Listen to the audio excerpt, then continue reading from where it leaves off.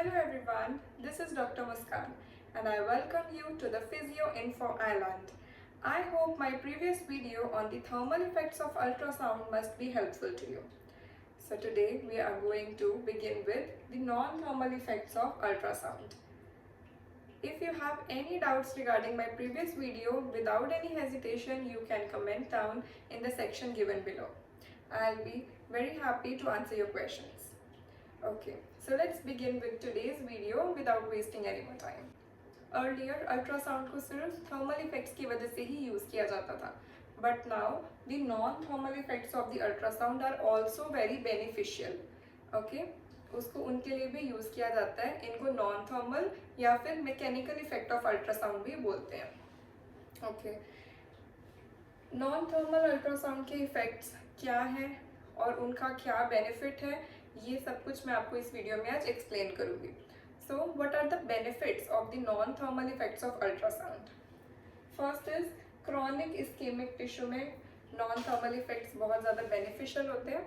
Ischaemic tissue means जिसका blood supply compromised है, जहाँ पे ब्लड का सप्लाई प्रॉपरली नहीं हो पा रहा है एंड वो टिश्यूज जो है ऑक्सीजन की डेप्रिवेशन की वजह से डेड होते जा रहे हैं. वहाँ पर नॉन थर्मल इफेक्ट्स कैसे वर्क करेंगे? एंजियोजेनेसिस करेंगे. एंजियोजेनेसिस मीन्स वहाँ पर ब्लड वेजल्स की फॉर्मेशन होने लग जाएगी, जिसकी वजह से ब्लड सप्लाई इम्प्रूव हो जाएगा एंड इस्कीमिक टिश्यू जो है वो रिकवर करना स्टार्ट कर देगा. It is helping in the recovery of that tissue. Next is tissue regeneration. ये उसमें भी बेनिफिशियल है. इस accelerate protein synthesis. Non thermal effects protein की सिंथेसिस को भी एक्सेलरेट कर देते हैं.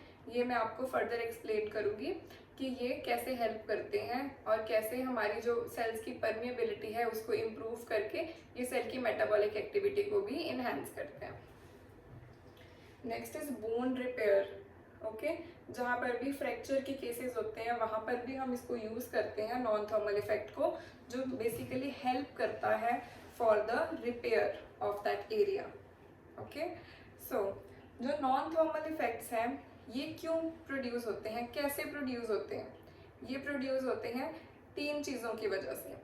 The first one is cavitation, second is micro massage and third is acoustation. Okay, इन तीनों की वजह से नॉन थर्मल इफेक्ट्स प्रोड्यूस होते हैं जिनके बेनिफिट्स ये हैं. सो वन बाय वन हम इन सबको समझते हैं. Let's begin with cavitation. First one is cavitation. Cavitation क्या होता है? जब भी हम अल्ट्रासाउंड को यूज़ करते हैं किसी भी एरिया पे, हमारी बॉडी के अंदर फ्लूइड है, वो फ्लूइड सर्कुलर डायरेक्शन में मूव करने लग जाएगा. It will begin to move in that unidirectional circular motion, जिसकी वजह से क्या होगा? टाइनी बबल्स प्रोड्यूस होने स्टार्ट हो जाएंगे. अब ये जो टाइनी बबल्स हैं they can be beneficial for the patient, but on the same side it can be dangerous also.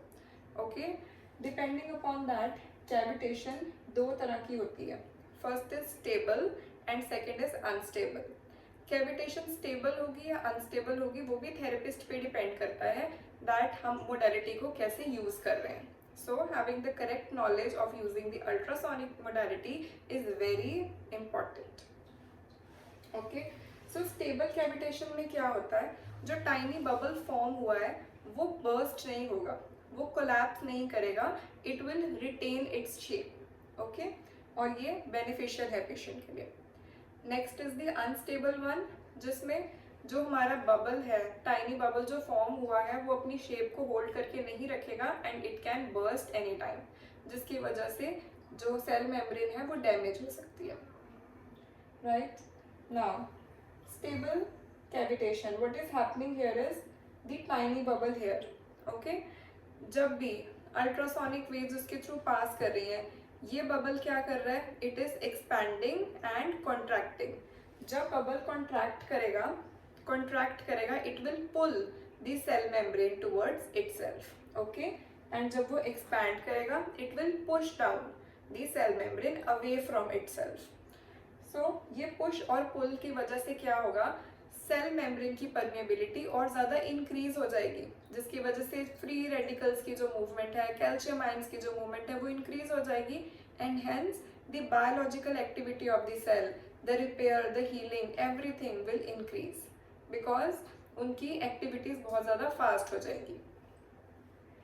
Now comes the unstable one.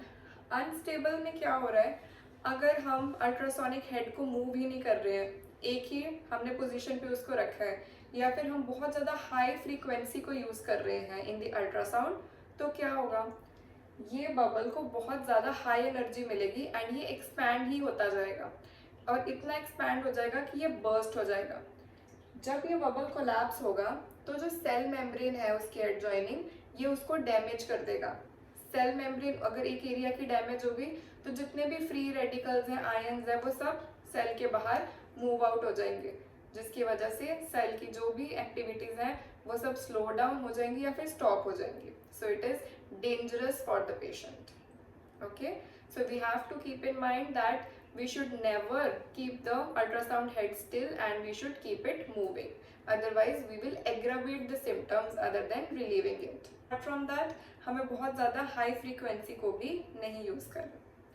In order to achieve stable cavitation, what we have to do is we have to use intensity more than 1 watt per centimeter square.